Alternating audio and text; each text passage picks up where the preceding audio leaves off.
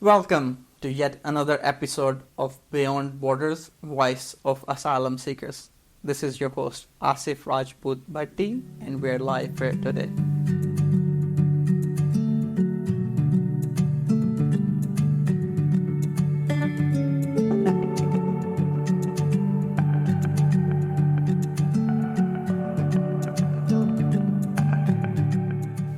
On this show, we share the struggle of being an asylum seeker. We advocate, and we listen the stories from the lived experience asylum seekers. So I have another interesting guest right here with me, who is an asylum seeker himself, and I would kindly request him to introduce himself. Hello, Mr. Asif. How are you? So Good. myself, Wasim Shahid. I'm here about 12 years in this country. So yeah, I'm an asylum seeker. Where are you originally from? I'm originally from Pakistan, Lahore, Pakistan. So about 2013, I moved to Thailand. Yeah, that's good.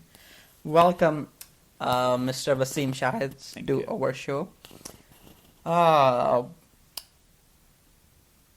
what was the life like back home in Lahore, Pakistan? Oh, so life in Lahore, Pakistan was superb, as like a flat life. We have everything, like we have our own business, like a family business. My brother have business, so we all our brothers we do that business. The business is the cable TV at that time was very famous in Pakistan. The Right. cable TV and internet providers. So we do that business over there. Coming back to Lahore, I heard there's a saying in Lahore, "Jinne lor nahi vekhya jamya nahi," which literally translate to that who have never visited Lahore has yet to be born.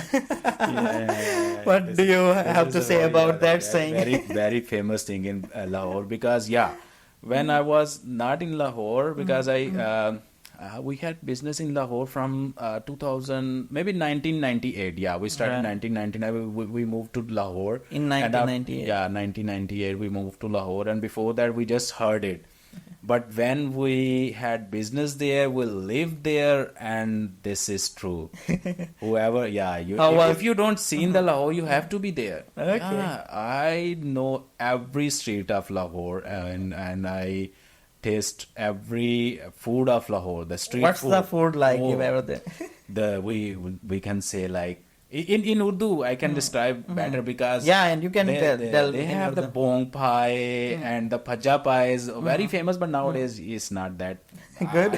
but not good as like the and like the back era, but no, yeah, and other like niharis and many things over there, many things like the juices and kulfis, ice cream. We used to say the kulfi. Kulfi, yes. Yeah, the khoyas kulfi, very nice, very nice, and many other things. Many, if I count here, it's like a countless. I know. And also I heard that even though I've lived there for a while as well, the hospitality over there is Oh. amazing. All the people are really good. What do you think about that? Even they don't have something to they are like unemployed and they don't have any money, but their hearts are very like big. Uh, Oh my God, if you be there, they will not allow to go without any dining or something like that. They are very hospitable. so they won't let you pay for any meals that you go out. Oh Even- yeah, exactly. If we ask, we have we already done from our we already done dinner or something like from our homes. So they said we will take off your dinner and we put again our. So this is the hospitality from the Yeah, so they will Lahore. keep feeding you until you get in Urdu we say sehtmand. This means you will become healthy. Yeah, exactly. Healthy and overweight. Exactly. They treat you as like you are a wrestler. Really? Pehलवान. Really. I know. Oh, That's why I love the life of Lahore. How was your you mentioned that you have a cable business, TV cable business back home. What was the business like? What was your role over there? What was your involvement? Actually, it's my brother's business, so that's why I was the area manager over there, recovery manager, and I was one of the HR team as well. So yeah, Uh-huh. the work was very nice. So for those who don't know what the cable television cable business is in, I think now we are living in a streaming era. It's the internet era. We have Netflix, we have Amazon Prime, Spotify, all those streaming services. But those listeners who are from 90s or 80s kids, they do well remember that we did not have these kind of things back in early 2000 or 2010s. We used to rely on DVDs, CDs, any Blu-ray devices coming up.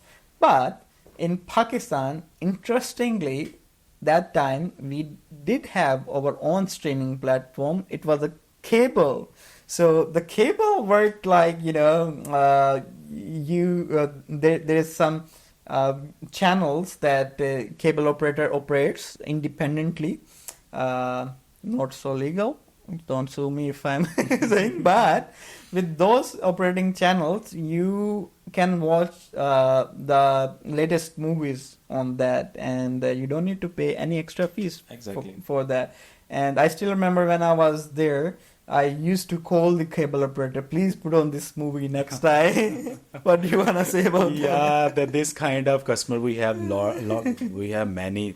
So they requested this movie. We need to watch again by again, like repeat by repeat. So we some movies, they are very famous in Pakistan. Yeah. Even it doesn't matter. It's like from the Hollywood or from Bollywood, Hollywood. It doesn't matter. But if they like, they said we need to repeat by repeat. So we used play to on do a that. repeat. We play on 24 hours or something like the first 48 hours was very the very interesting. Somebody call, oh, we need this on the mostly we have movies launched on maybe Wednesday or Thursday at that era. I don't know.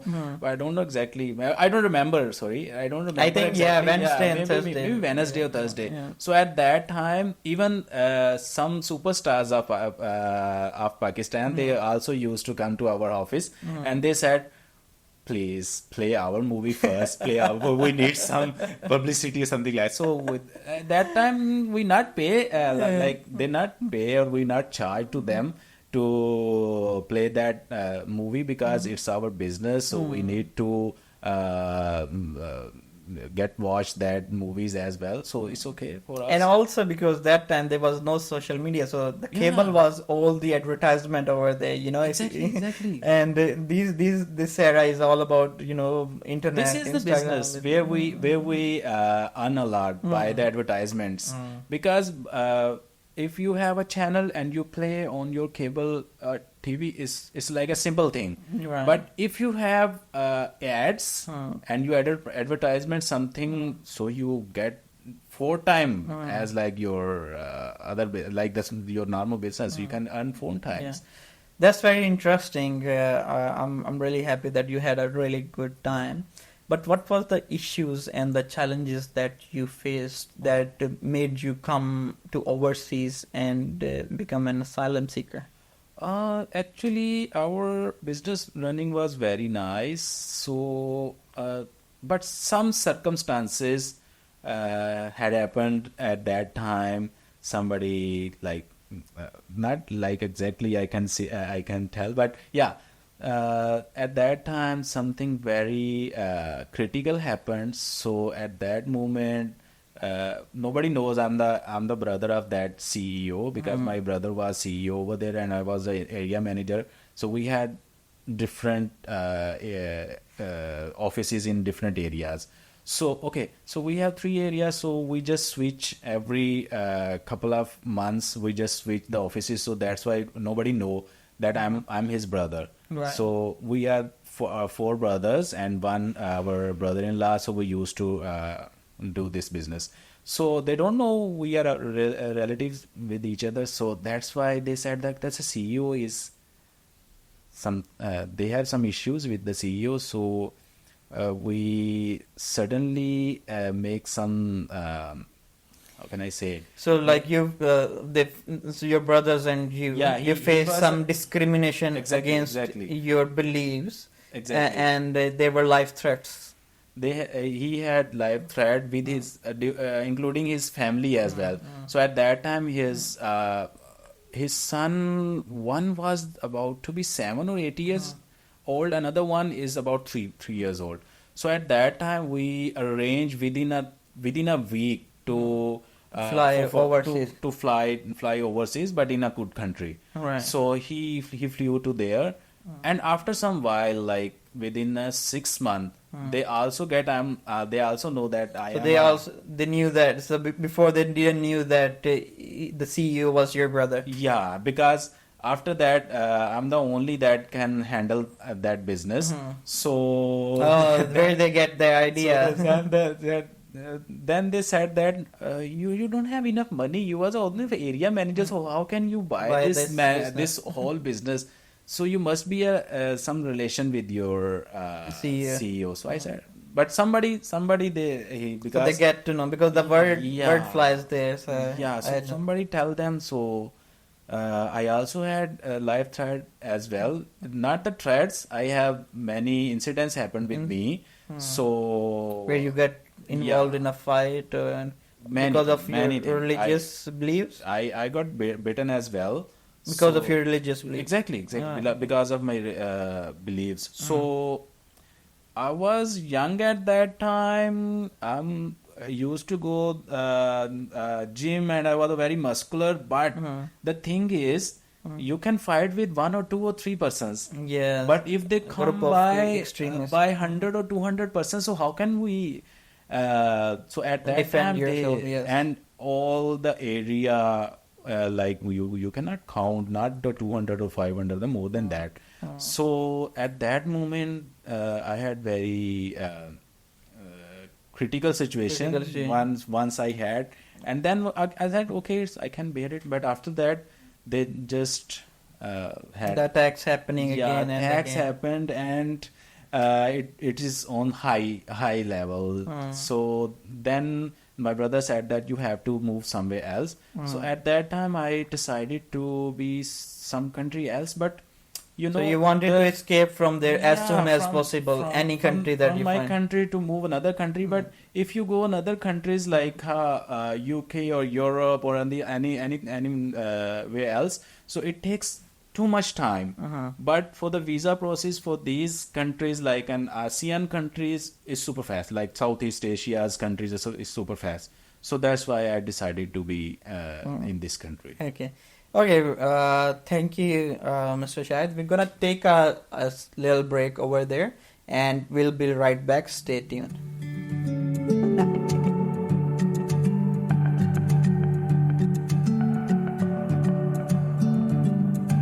Welcome back to Beyond Borders, Voice of Asylum Seekers. We are here with a very interesting guest. We are having a lot of fun, a lot of chats. We were talking about the early life before becoming an asylum seeker of Mr. Shahid, and we're gonna more dive deep into. We had a lot of fun, especially in the first segment. We had a bit of chat, but now the real struggle will start. So now we're gonna dive into and ask, when did he come and goes overseas, and what was the struggle like of being an asylum seeker? So over to you, Mr. Shahid.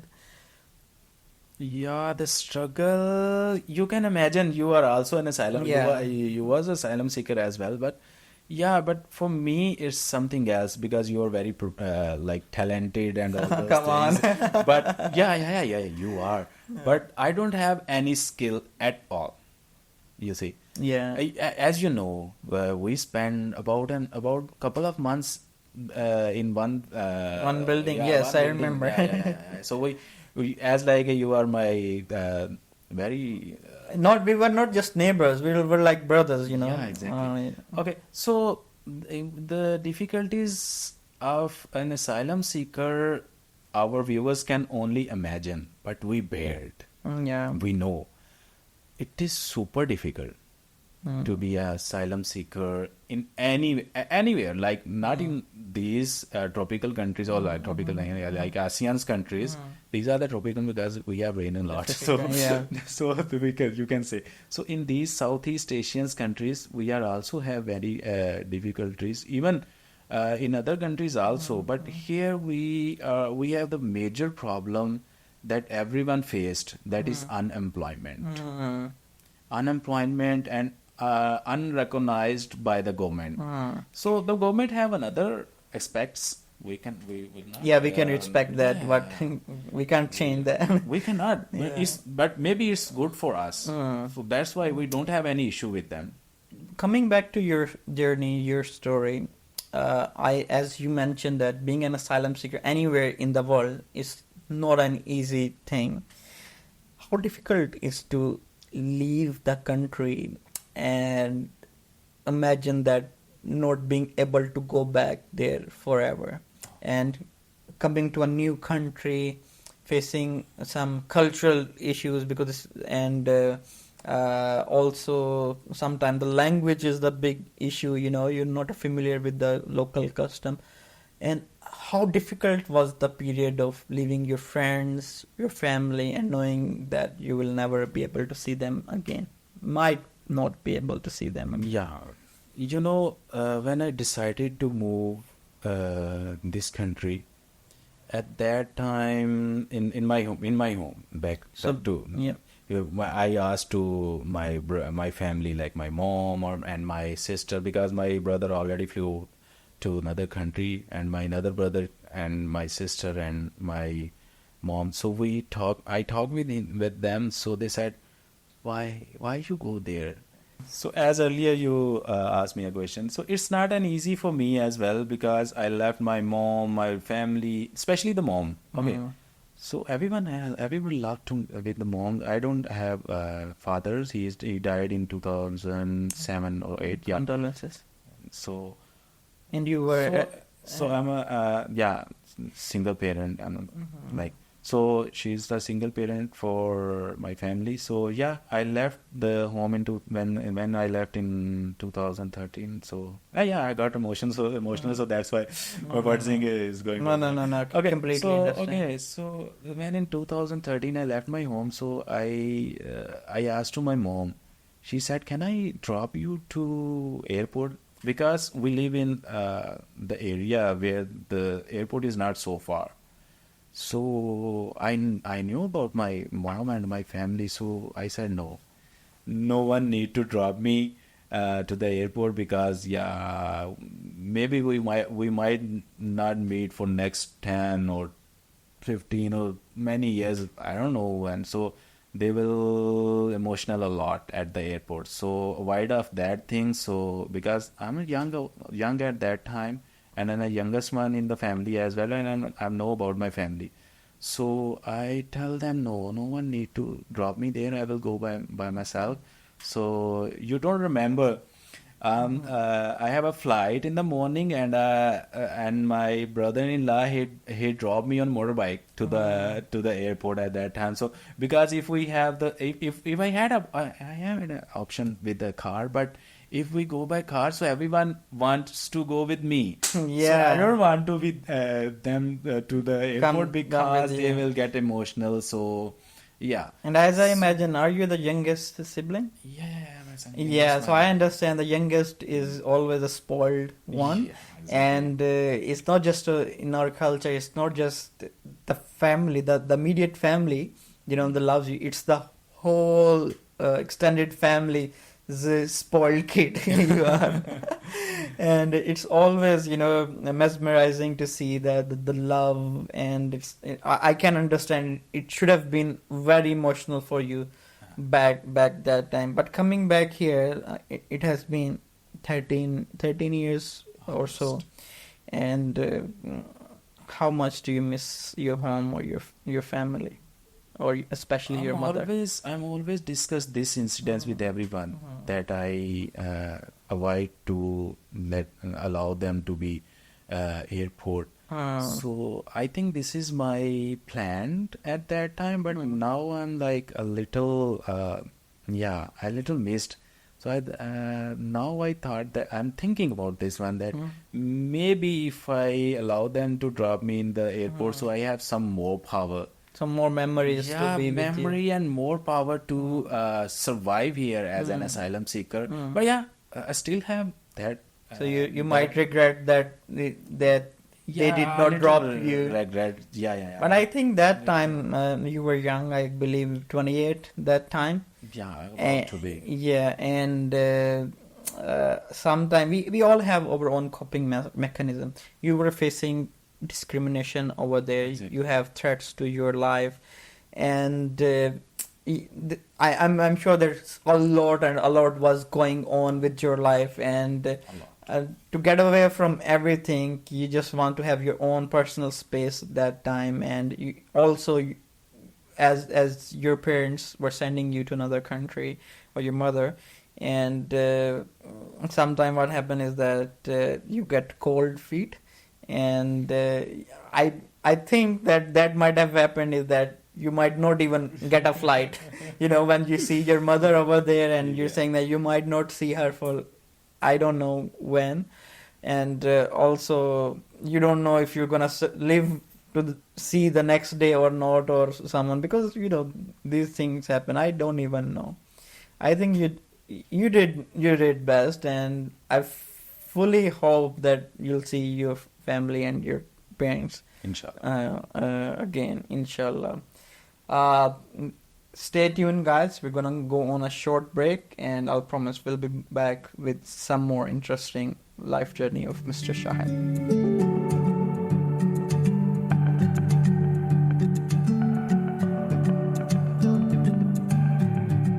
Welcome back to Beyond Borders, Voice of Asylum Seeker. This is your host Asfi Rajut, and we've been talking to a very interesting guest, a friend of mine, neighbor of mine, brother of mine. I'm talking to here, Mr. Shahid. And before we went to the break, we were talking about the struggle of leaving the family, and now I want to do a bit deep dive in the struggle on an asylum country that he's in. So, as we were talking earlier on the show, that you said that employment is one of the main issues in this asylum country that you're facing. What kind of employment issues that there Okay, is? so about this issue, I hadn't think about this one in when I decided to move this country, Hmm. because at that time I said, okay, Because I will get the job, I will get, as like in other countries, like a European countries or another countries. So I said, okay, I will get the job, I will get the job. But when I moved here, so I realized, no, you cannot, as an asylum seeker, you cannot do work. Or even you want to do work, you need to study some while, and then you can get something else. So, or you may have you may need the visa for work permit. So for that we need lots of money. So I didn't have money at that time. So okay, so because of that, so I didn't have any kind of visa. So if you don't have a visa here, you cannot do work. So it's straightly like you are unemployed. that's totally understandable, Yeah. because having legal identity, but I believe that when your life is in danger, and you're facing big discrimination against your life, against your belief, and when you want to fled from your home country to another, I don't think the thoughts would come up that Exactly. what's the employment would like, the language, the challenge. That time, I think you're only uh, focused on leaving this country and having a safe place where you feel welcomed, or just to survive, I would say, just to survive, a place where you can survive, where you can live, you know and I know the challenges of there. So as you mentioned that you don't legally, or with any challenges, that you're not allowed to work here, so how are you surviving here? The word unemployed, when we ask the unemployed, it's very simple word. But behind of this word, you face lots of difficulties.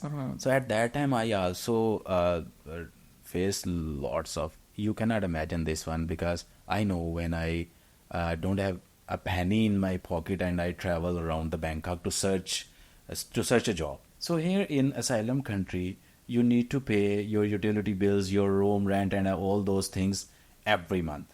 Yeah. So if you don't have any single penny in your pocket, so how can you survive in How this can country? you survive? Exactly, that's my Yeah. question. So this is the word unemployed is very short word, but Simple behind word. this, your life struggles. So yeah, and before I had struggled by some kind of labor job, some kind of the like a hoteling job or something like that. But that is kind of labor. We earn very less from that jobs. Okay, so after I maybe a couple of years, I survived like this. But after a couple of years, this is not your program that I'm like telling about these things, but yeah, you just met me maybe after 2 years. Before we met in 2013. Yeah, and then but I moved to another place. you moved to somewhere else, and I moved to my struggling.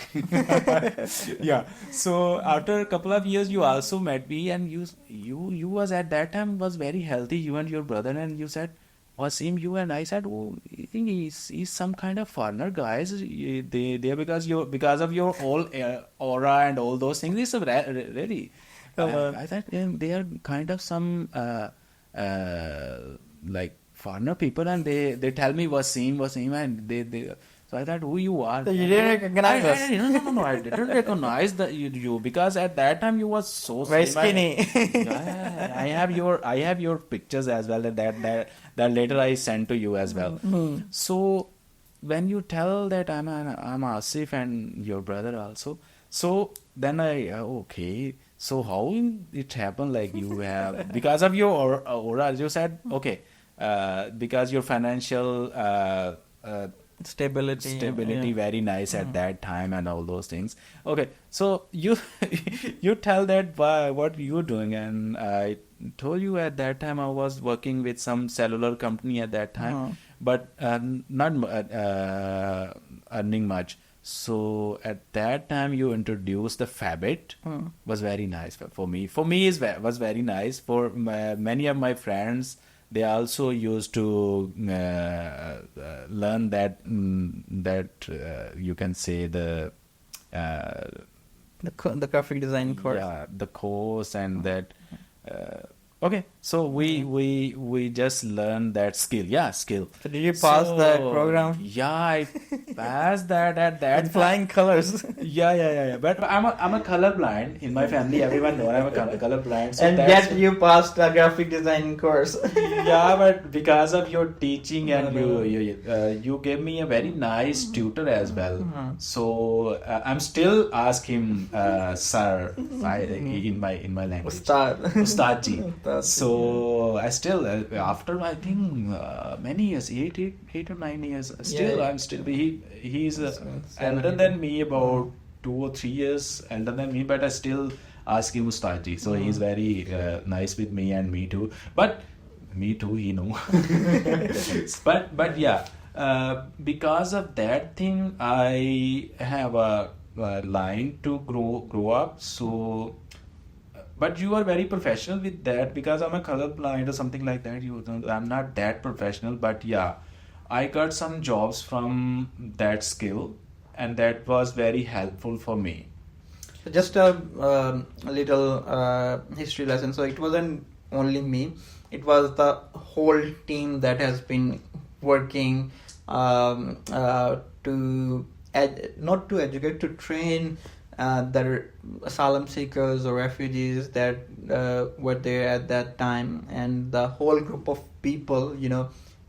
We started with a couple of trainers, and then a lot of them came in, and I still remember that Wasim also became a Ustadji, which is a trainer. Yeah. And he also, he said that when I was in trouble, on the our fellow brothers helped us, and now please give me a chance, to serve the community as well. And you've taught so many kids, and you made them, turn them into freelancers to work on, online. Yeah, exactly. As I told you earlier that I was a student in the fabric, but after that I said, okay, it's a very interesting thing.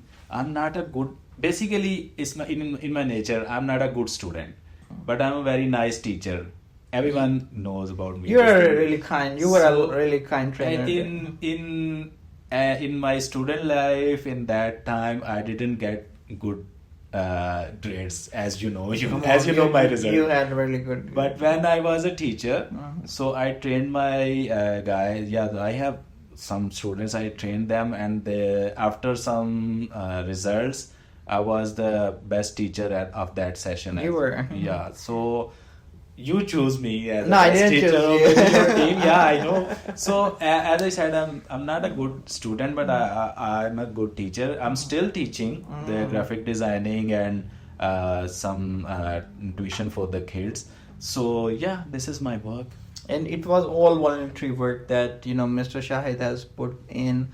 And coming back to that question, so I am really overjoyed that something that you learn on the way, not everything, but a little bit of thing that our team and we help and to be able to see you succeed in those kind of career, and you kept on learning. I mean, like you've been learning graphic designing, and then you started your videography work, your YouTube channel, and I think you really outdone yourself. Yeah, if I'm not learn that skill by you from your team or like that, so I'm not able to create my own channel also.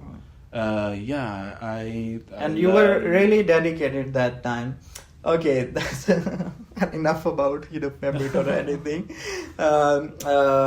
We maybe come back here again on this topic, but I also want to know that we said about the employment part. What other kind of challenges that there is, like languages, food, the culture? What do you think or to be able to settle in a new country where you can call it your home? The first of all, when I arrived here, so I thought, as my mindset about my friend, they said that you will be flying couple of years or something like 3 years maximum. So I said, okay, if we will resettle in within a 4 years, I don't need to learn their language or their cultures or all those things. I don't need those things. But when I be here and I observe by myself, so I recognize that it's gonna be long. So you need to learn their languages, their on and offs, their everything, whatever they do. Because if you here in this country, they respect us a lot. But when you did as they expected, see, if we do a little mistake, they like, why are you doing that? Something. So then I just it's like they treat you like a guest in your home. They are. But you need to look out for their customs as well. If you did one mistake, they're watching. You should. That's totally understandable. Then the first thing that I done here, that is to observe, to study these people, to study their culture, their language. The language is later I learned, but to learn a person, to study a person, how they live, what their culture and what they want with a foreigner or something like that. So I learn that, I study them, and then I study their language. Not study their language, I just observe their language. And if I have a chance to meet a person who can speak English, So I just conversate some in English, and then I'll request him to translate into their language, and then the first thing I learn the counting 1 to 10, It's then very important. say hi and something like. So what's your name, or some these words. So these things helps me a lot at that time also. And I'm the one of those person who can speak their language at that time, and Yeah. I think you still cannot speak No, I their can't. I language. can't. Yeah, I know. So I was one of those people, like from my friend circle, we can speak their language. Yeah. So I can, but yeah, like 20%. No. I think you're really good Yeah. at it. I just saw you talking to. Yeah, but I can fulfill all my. Okay, coming back to the another question is that as I asked, how difficult of being somewhere for so long, and you you don't feel belong to that country because you want to resettle to another country and you're waiting for Okay, that to happen. And how difficult is this process of going through each and every day expecting good news that maybe tomorrow is the day I'm gonna get a call? Actually, I'm avoiding this question because it's very difficult for us to because I'm the one who make everything with very cheer up mode. Yeah, Those but I things. understand inside you, If we have so much difficulties here, we have even not 100%, we have 300-400% difficulties here. You know, if you are unemployed, if you are a freelancer, it's okay. Freelancer, if we have a job this month, next month maybe we don't have because it's Exactly. freelancing. Exactly. So There's no job security for you. no, there is no security at all. Yeah. So if I have a job this month, maybe next month we don't have. Yeah. And this happened with me many times. Not in a after 1 year or two. No. Every month, Every month. I face this kind of thing. Like you can say we cannot afford little things as like if my fellow or my friends or those, if they come to my room, my home to visit me, I cannot hospital them. I cannot hospitalize Hospitality. them. Sorry, not No, sorry, hospitalized. man, Hospitality. you- My bad. If my fellows or my friends, they also used to visit me, so I cannot do anything for them as well. Exactly. And in our culture, I know that Yeah. hospitality is one of the One of the first thing whenever when someone visit to you, so it is the first thing. So here we quite avoid these things. Oh, you are coming to my no, I'm not here. So yeah. so we will I do that. I understand. So this is the life, and also this is another thing. This if you don't want to do, you cannot. But the basic life things like basic necessities. basic necessaries like your Everybody- room rent, your food expense, your utility bills, Your kids' future, like schooling. my kids' schooling, and also like the medications as well. We need for the kids because we are very careful about our health, Definitely. but kids cannot. No. Kids cannot care by themselves. They even within 2 or 3 months we need to so they need some medications or There's a lot of yeah. challenges that you And- even though for and also the food and the rental here is is very basic and very big problem for us. Yeah. Yeah, so the basic challenges that as a New Zealander we see that we don't see those as basic necessity challenge.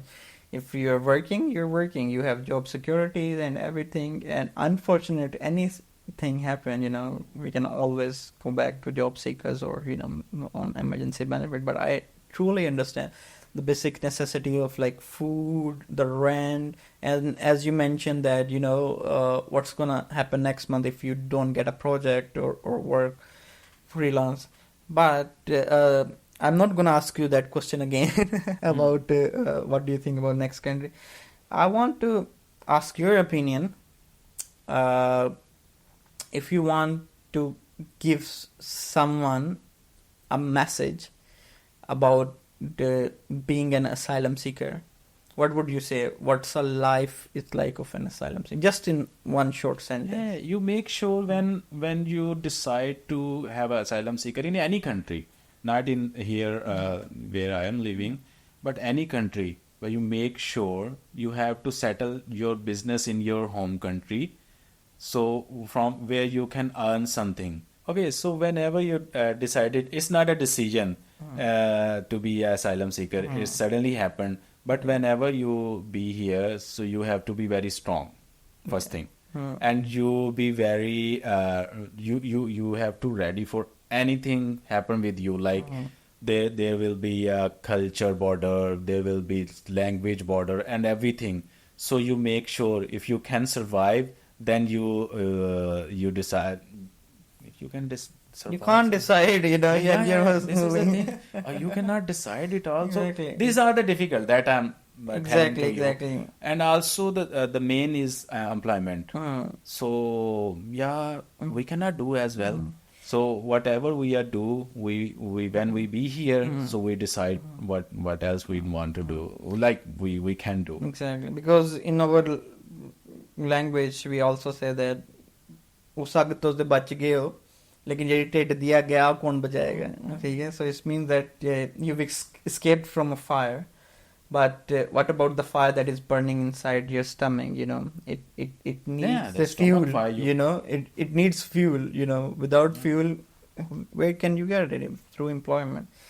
Oh, thank you, Mr. Wasim Shahid. It was really, really nice to seeing you again, and thank you for giving us a chance to sit together and share your journey with our audience who's listening. Maybe there's someone who's listening who can work with our asylum seekers' human rights. Maybe there are children watching. Maybe there's some people with authority watching to help them ease their pain during their stay as an asylum seeker. Thank you very much, Mr. Shahid, coming again. And we'll see you guys next month, same place, same channel. Bye.